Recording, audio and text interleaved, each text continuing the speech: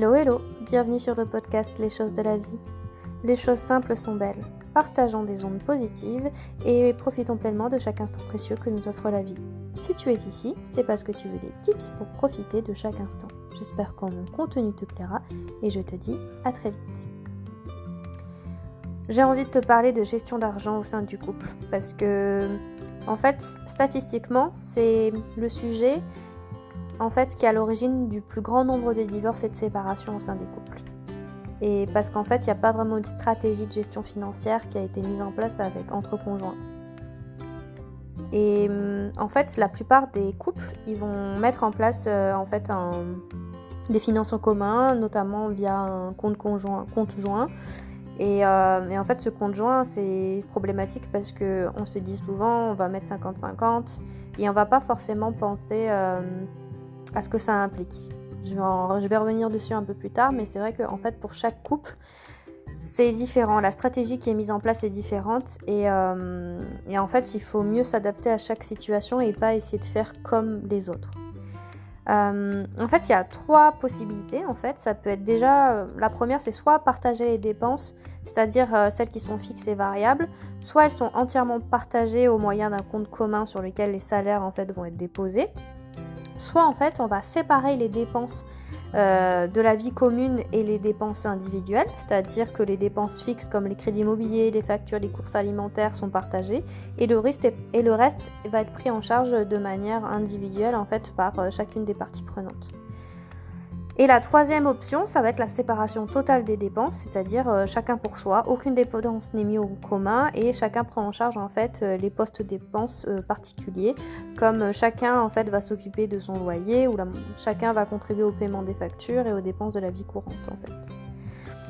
C'est là où en fait il y a la notion d'égalité et d'équité qui rentre en jeu en fait, c'est-à-dire qu'on a tendance souvent à confondre égalité avec équité. Et souvent, en fait, la plupart des gens vont faire 50-50, alors qu'en fait, ça peut être source de tension et d'injustice, puisqu'en fait, il y a une disparité au niveau des revenus, au niveau des salaires, par exemple. Donc, il vaut mieux parler de pourcentage, par exemple, au lieu de faire du 50-50, ça va être, par exemple, on va mettre 30% ou 40% en fait de son salaire, et donc en fonction des revenus qui sont fluctuants, en fait, ce sera toujours en fait une somme proportionnelle qui va être mise sur le compte joint. Donc en fait, c'est à vous de fixer ce taux-là, pas forcément donc les 50%, et ça peut être 50% de son salaire, mais du montant de son salaire, et pas en fait 50-50 la même somme. Donc ce qui est important du coup, c'est de se pencher sur les situations financières respectives et de se poser la question de comment on va répartir ces charges communes, comment en fait on va mettre en place par exemple plutôt du 40-60 ou du 30-70 plutôt que du 50-50. La première chose à faire quand on est en couple avec quelqu'un, ça va être de parler d'argent de manière assez ouverte pour éviter en fait des blocages.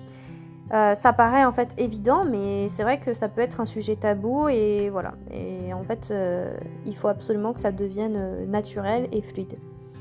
Donc la gestion d'un budget commun, ça va être souvent en fait... ça va être par exemple de faire des enveloppes, ça va être de budgétiser, ça va être de se dire quelles sont les dépenses communes. Ça va être par exemple de dire on va partager les vacances, on va partager le budget courses, on va partager le budget loyer, on va partager le budget crédit, mais pour quel montant, jusqu'où en fait on va mettre, enfin jusqu'à combien on va mettre en fait des sous en fait dans chaque enveloppe. Donc c'est ce qu'on appelle les objectifs financiers communs. Donc ça peut être un projet immobilier, par exemple d'acheter un appart à 2 ou une maison à 2. Ça peut être par exemple de mettre de l'argent de côté pour faire un voyage. Ça peut être mettre de l'argent de côté pour fonder une famille, c'est-à-dire en prévision de l'arrivée d'un enfant. C'est à vous de définir ces objectifs et d'organiser votre budget en conséquence. Soit sur des comptes séparés, soit sur un compte joint, ou soit sur ce que je vous disais, des enveloppes avec de l'argent liquide. C'est à vous de voir. Ensuite, ça va être de déterminer, ce que je vous disais tout à l'heure, qu'est-ce qui est commun de ce qui ne l'est pas, pour vraiment clarifier et lister en fait l'ensemble des dépenses communes, les mensualités de prêt immobilier, les factures d'électricité, les factures de gaz, les courses, les sorties, les imprévus, la voiture, les vacances, et déterminer le montant en fait à verser chaque mois sur le compte commun si jamais vous décidez d'en mettre un. Ça peut être par exemple sur une banque en ligne comme Fortunéo, Boursorama Banque, Banque Populaire qui sont assez faciles d'accès et sans trop de frais bancaires puisqu'en fait la carte bancaire elle va être gratuite si vous faites au minimum un achat par mois dans un commerce. Ça peut être aller chercher de l'essence par exemple. Et donc grâce à ce compte commun vous allez pouvoir établir en fait une séparation entre le budget familial et le budget individuel et donc ça va vous aider à trouver une stratégie de gestion de dépenses qui en fait est sur mesure. Comme je vous disais, comme il y avait les 3 manières de gérer l'argent là, que je vous ai citées au début, ça va être de choisir celle qui correspond le mieux à votre situation, à vos besoins, sachant que elle peut être évolutive et donc changer en fonction de vos situations personnelles et professionnelles. Ça va pouvoir s'adapter en fait à l'évolution de vos salaires et peut-être vos mobilités professionnelles si jamais vous changez de travail. Ça vous permet de gagner en transparence et en clarté au niveau de l'organisation de votre budget et il peut y avoir des outils qui peuvent être mis en place pour vous aider à mieux gérer votre budget de couple. Ça peut être par exemple télécharger une application pour la gestion budgétaire, ça peut être faire des tableaux Excel pour pouvoir à chaque fois noter les dépenses que vous avez fait. Ça va être de simplifier en fait le suivi de vos dépenses et peut-être de vos recettes aussi si vous en avez. Et en fait ça va être dès le départ de mettre en place une communication en fait fluide sur en fait cette gestion là et d'arriver en fait à faire régulièrement des points sur vos dépenses et vos recettes. À savoir que si jamais un jour vous décidez donc de vous marier, en fait, de bien penser à mettre en place un contrat de mariage avec une séparation des biens qui vous permet en fait de pas tomber dans le piège de problèmes en cas de divorce et puis de mettre en place aussi un régime de communauté réduite aux acquets dans ce contrat de mariage de séparation de biens. Ça vous aidera en fait à mieux anticiper, que ça soit en bien ou en mal, en fait, la suite de votre relation et d'anticiper le risque si jamais vous divorcez.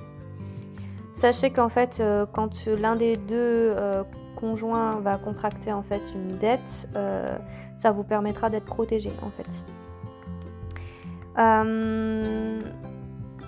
Après, ce qui peut être intéressant aussi, c'est par rapport au prélèvement à la source, par rapport aux impôts. Vous avez un taux personnalisé de prélèvement et souvent quand vous êtes marié ou pacsé, en fait ce taux il va être mutualisé pour qu'en fait ça soit avantageux pour le couple.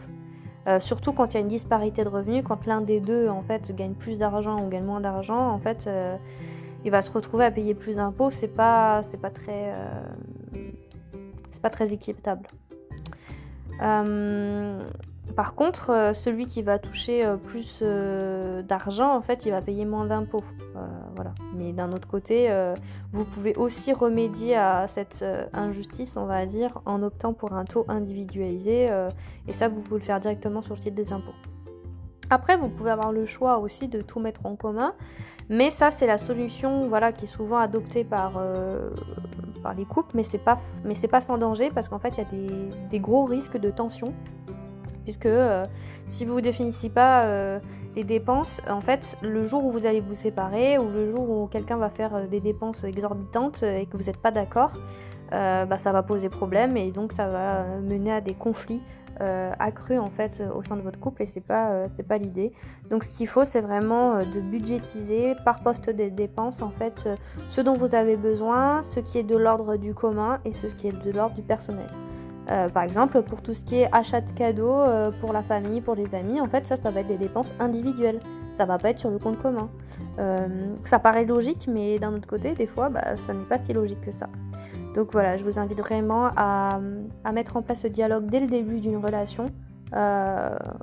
parce que sinon ça va vous impacter sur votre quotidien, ça va vous mettre une charge mentale et ça va aussi vous brider dans la suite de la relation et c'est pas le but en fait, c'est d'arriver vraiment à ce que vous puissiez communiquer sur n'importe quel sujet. Comme je vous le disais la dernière fois, les sujets sensibles c'était évidemment aujourd'hui le sujet de l'argent, mais ça va être aussi le sujet lié en fait à fonder une famille, l'éducation des enfants, sur le sexe, sur les objectifs dans 10, 15, 30 ans, comment vous voyez, les objectifs personnels, de développement personnel, sur des projets aussi professionnels.